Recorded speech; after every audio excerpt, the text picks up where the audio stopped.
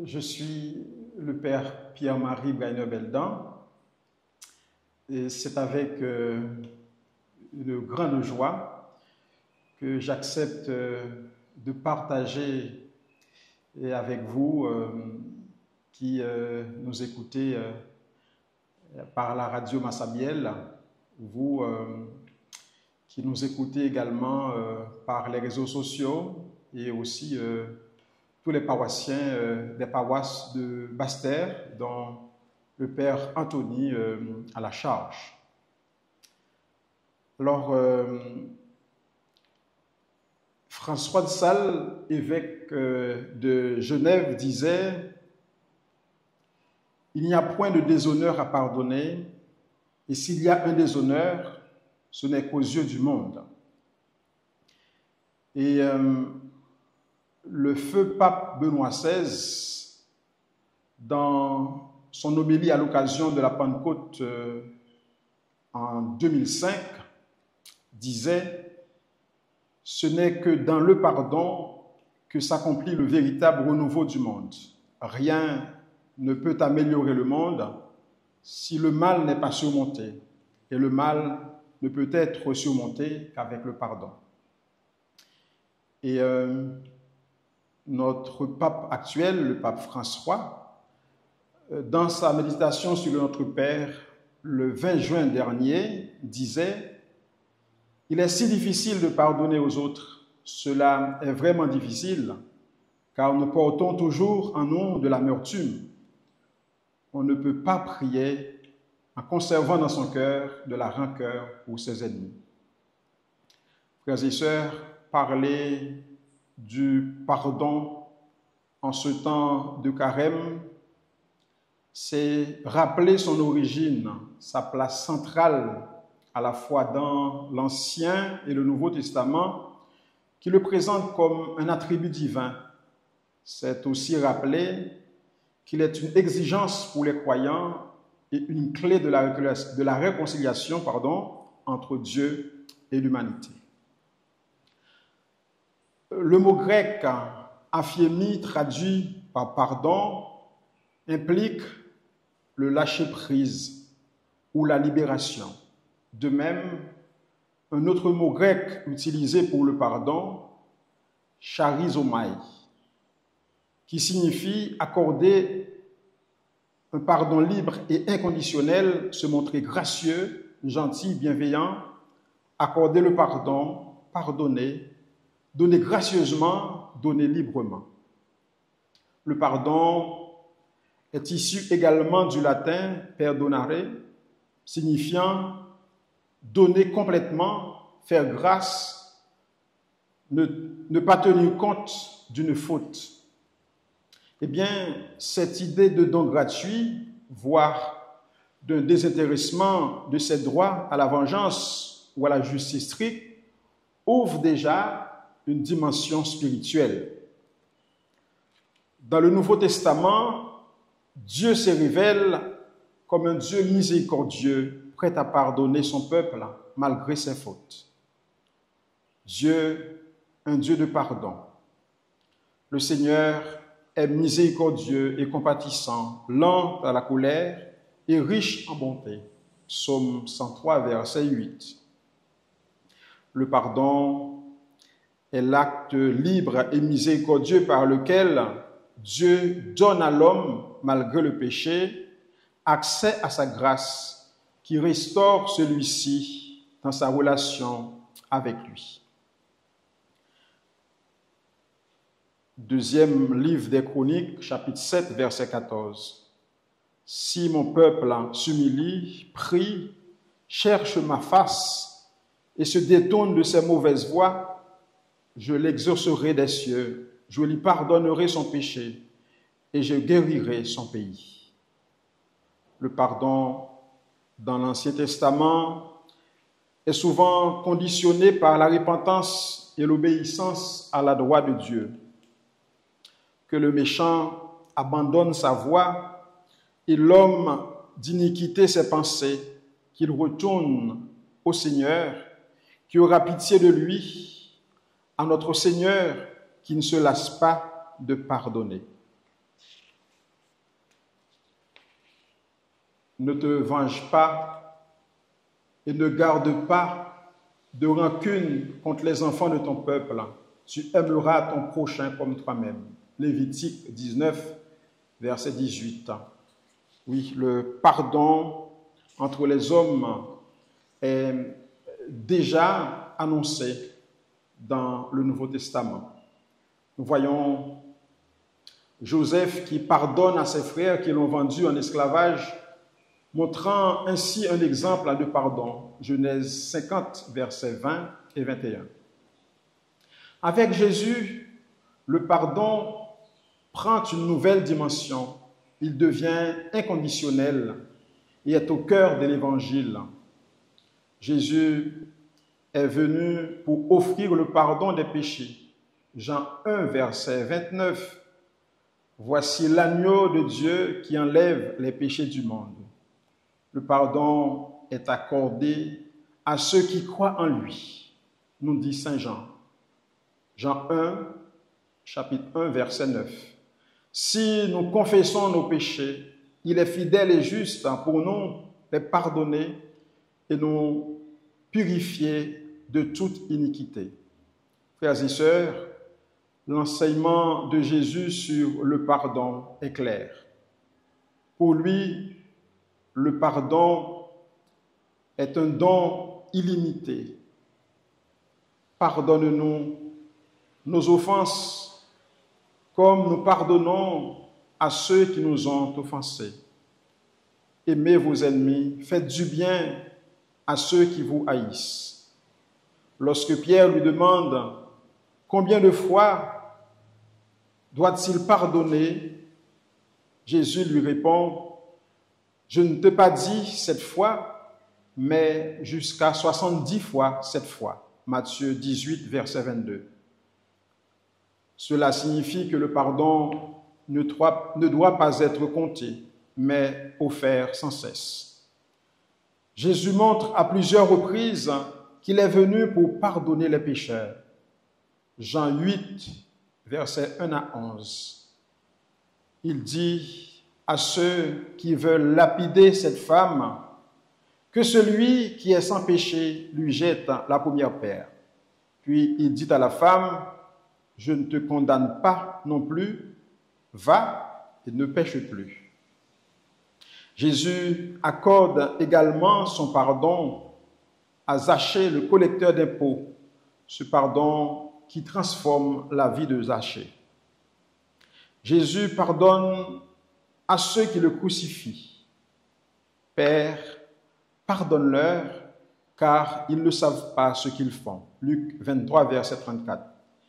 Frères et sœurs, cet ultime exemple de pardon invite chaque croyant à dépasser ses propres rancœurs. Comme nous l'avons montré, le pardon dans la Bible est à la fois un don divin et une exigence pour les croyants. Dieu pardonne généreusement, mais il demande aussi que nous pardonnions aux autres et de revenir à lui de tout notre cœur. Oui, le pardon de Dieu est lié à notre pardon des autres. La prière du Notre Père, Jésus nous enseigne. Matthieu 6, verset 12. Pardonne-nous nos offenses, comme nous pardonnons aussi à ceux qui nous ont offensés. Il ajoute ensuite, Matthieu 6, versets 14 et 15, « Si vous pardonnez aux hommes leurs fautes, votre Père céleste vous pardonnera aussi. Mais si vous ne pardonnez pas aux hommes, votre Père ne vous pardonnera pas non plus. » Frères et sœurs, le pardon de Dieu est lié à notre capacité à pardonner aux autres. Saint Paul exhorte les croyants, « Supportez-vous les uns les autres, et si l'un a sujet de se plaindre de l'autre, pardonnez-vous réciproquement. Comme Christ vous a pardonné, pardonnez-vous aussi. » Colossiens chapitre 3, verset 16. Sans la repentance, le pardon ne peut être pleinement reçu ni efficace dans la vie du croyant. Saint Pierre enseigne que la repentance précède le pardon. Actes des Apôtres, chapitre 3, verset 19. Repentez-vous donc et convertissez-vous pour que vos péchés soient pardonnés. Dieu ne veut pas condamner, mais pardonner ceux qui se repentent. Deuxième livre des Chroniques, chapitre 7, verset 14. Si mon peuple s'humilie, prie, cherche ma face et se détourne de ses mauvaises voies, je l'exaucerai des cieux, je lui pardonnerai son péché et je guérirai son pays. Cela montre que le pardon de Dieu est toujours disponible, mais nécessite un retour sincère vers lui. La repentance prouve la sincérité du cœur.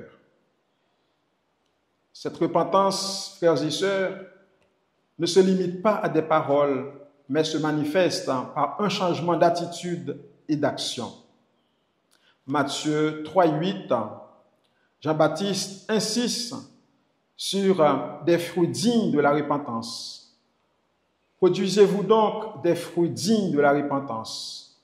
Ce n'est pas seulement regretter ses fautes, mais agir différemment. L'exemple du fils prodigue nous le prouve. Luc 15, versets 11 à 32. Il revient vers son père en reconnaissant son péché. « Père, j'ai péché contre le ciel et contre toi. » C'est cette repentance qui mène au pardon et à la restauration. La repentance, frères et sœurs, ouvre également la porte à une vie nouvelle. 2 Corinthiens, chapitre 5, verset 17. Si quelqu'un est en Christ, il est une nouvelle créature. Les choses anciennes sont passées, voici toutes choses sont devenues nouvelles. Le pardon n'est pas juste un effacement du passé, mais le début d'une transformation. Sans repentance, frères et sœurs, il n'y a pas de vrai pardon. Dieu pardonne toujours celui qui se repent, mais ne force pas son pardon à ceux qui refusent de reconnaître leurs péchés. 1 Jean, chapitre 1, verset 9. Si nous confessons nos péchés, il est fidèle et juste pour nous les pardonner. Le pardon de Dieu est immense et gratuit, mais il nécessite une réponse de la part du pécheur, la repentance. Ce n'est pas seulement une émotion ou une culpabilité passagère, mais un vrai changement de cœur qui conduit tant à une transformation de vie qu'à une libération intérieure. Le pardon n'est pas seulement un acte de générosité ou une obligation morale, c'est un véritable chemin de libération intérieure. Il permet de se détacher du poids du passé, de guérir les blessures et de retrouver la paix. Oui, le pardon libère du poids de la rancune et de la haine. Lorsque nous gardons de la rancune, nous nous enfermons dans une prison intérieure. Le non-pardon nous attache à l'offense et à la souffrance, empêchant notre propre épanouissement. Jésus invite à pardonner pour ne pas être esclave du mal. Matthieu 5, verset 44. Aimez vos ennemis, bénissez ceux qui vous maudissent, faites du bien à ceux qui vous haïssent. En pardonnant, nous brisons le cycle de la haine et de la vengeance. Ne vous laissez pas vaincre par le mal, mais triomphez du mal par le bien. Romains 12, verset 21. Le pardon nous libère plus que celui qui nous offense. Frères et sœurs, pardonner, c'est refuser que l'offense continue à nous dominer. Beaucoup de personnes restent enfermées dans la douleur des blessures passées, ce qui les empêche d'avancer. Le pardon permet de tourner la page et d'accéder à une vie nouvelle. L'exemple de Joseph nous le prouve dans le livre de la Genèse, chapitre 50, verset 20. Ses frères l'avaient vendu comme esclave, mais il choisit de leur pardonner. Vous aviez projeté de me faire du mal, mais Dieu l'a changé en bien. Son pardon lui a permis de reconstruire une relation avec sa famille et de grandir. Quiconque met la main à la charrue et regarde en arrière n'est pas propre pour le royaume de Dieu. Luc 9, verset 62. Jésus nous invite à ne pas rester bloqués dans le passé. Le pardon nous permet de nous recentrer sur ce qui est à venir, plutôt sur les blessures du passé. Le pardon libère spirituellement et guérit l'âme. Le pardon n'est pas seulement une décision intellectuelle, c'est un acte spirituel qui transforme notre être intérieur. Luc 6, verset 37. Pardonnez et vous serez pardonnés. Le pardon apporte cette paix intérieure. En pardonnant, nous nous ouvrons à la paix de Dieu. Et Jésus montre combien le pardon guérit. Quand il a effectué cette guérison du paralytique, et il lui dit, tes péchés sont pardonnés. Il nous montre que le pardon apporte une libération intérieure qui peut même se refléter dans le corps. Beaucoup pensent que pardonner, c'est être faible ou se laisser faire. En réalité, le pardon demande du courage et une grande force intérieure. Jésus, sur la croix, nous donne l'exemple ultime. Luc 23, verset 34, « Père, pardonne-leur, car ils ne savent pas ce qu'ils font. » Ce pardon n'est pas un signe de faiblesse, mais la plus grande démonstration d'amour et de puissance spirituelle. Pardonner ne signifie pas approuver le mal, mais refuser d'être consumé par lui. Le pardon n'efface pas la justice, mais il libère du désir de vengeance. Frères et sœurs, le pardon constitue un chemin de libération qui permet de se détacher du passé, de guérir les blessures, de vivre en paix. Il nous rend libres en coupant les liens avec la rancune et la souffrance. Comme Jésus l'a enseigné et montré par sa vie, pardonner, c'est choisir l'amour plutôt que la haine, la paix plutôt que la guerre intérieure. Et ce choix rend plus efficace et digne nos prières. Le pardon purifie le cœur et rend la prière sincère. Dans la Bible, le pardon est étroitement lié à la prière. Une prière sincère et efficace ne peut être séparée d'un cœur pur, réconcilié avec Dieu et avec les autres. Sans pardon, nos prières risquent d'être bloquées ou inefficaces. La prière n'est pas seulement des mots adressés à Dieu, mais un dialogue du cœur avec lui. Si notre cœur est chargé de haine ou d'amertume, nos prières perdent leur force ainsi que leur efficacité. Jésus demande d'être réconcilié avant de prier. Matthieu 5, versets 23 et 24.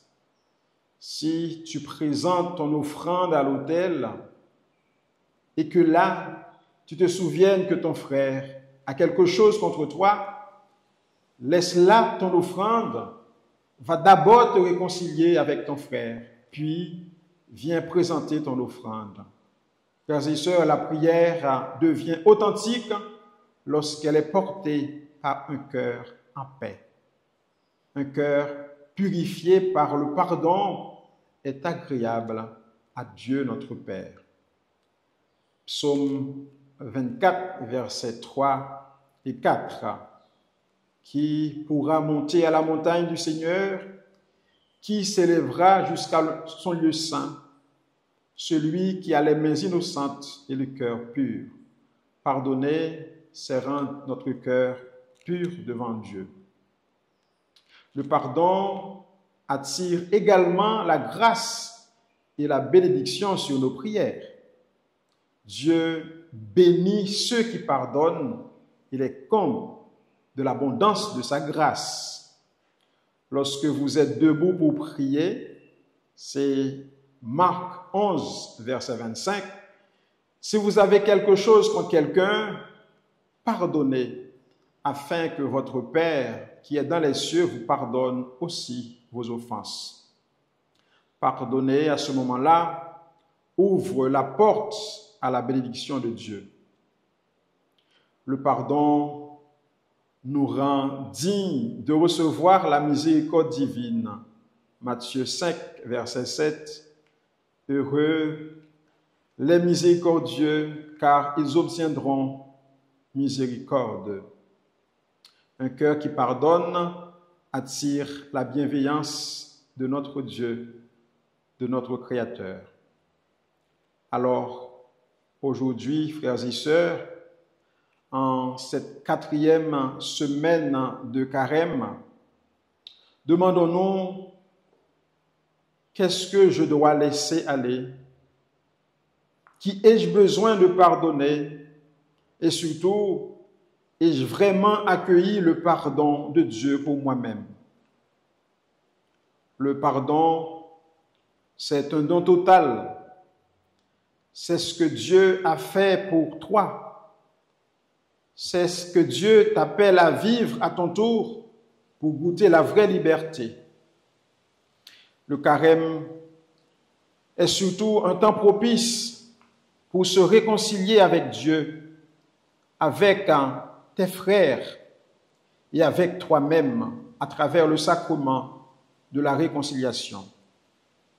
Mes chers amis, même lorsque cela semble difficile, je vous en supplie, faites cet acte de confiance en Dieu qui seul peut guérir les cœurs blessés afin d'expérimenter la joie de la réconciliation, où nous nous sentirons libérés, où la paix reviendra entre nous pour vivre et faire vivre avec un cœur nouveau. Quelques citations qui peuvent aider chacun d'entre nous à faire cette expérience de pardon, cette expérience de miséricorde. Le pardon, quel repos! Notre vengeance sera le pardon. Le pardon couronne la grandeur. Tout pardon a sa récompense. Un pardon sincère n'attend pas d'excuses. Le pardon est la plus belle fleur de la victoire. Et j'invite chacun d'entre nous, et surtout les personnes qui le peuvent, à fermer les yeux pour s'unir avec moi dans cette prière, pour demander au Seigneur de convertir chacun de nos cœurs à pouvoir tenter, à pouvoir oser l'expérience de la miséricorde, l'expérience du pardon. Mon Seigneur et mon Dieu, dans ton amour, tu veilles sur moi. Tu veux m'aider à grandir en sagesse et en grâce devant toi et devant tous mes frères et sœurs. Je sais que ta miséricorde est infinie et que tu m'appelles à revenir vers toi. Envoie vers moi l'Esprit Saint pour que sa lumière éclaire les ténèbres de ma vie. Donne-moi la connaissance de mes péchés pour que je puisse les identifier avec courage et vérité, accueillir humblement ton pardon et l'offrir à mes frères et sœurs. Amen.